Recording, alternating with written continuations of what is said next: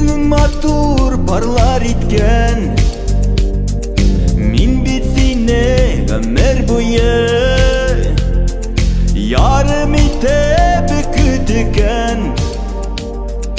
Yaşlıktan özü bizge yakın seyu bile gitken. Mehabetli yazlar digen, şuşu iken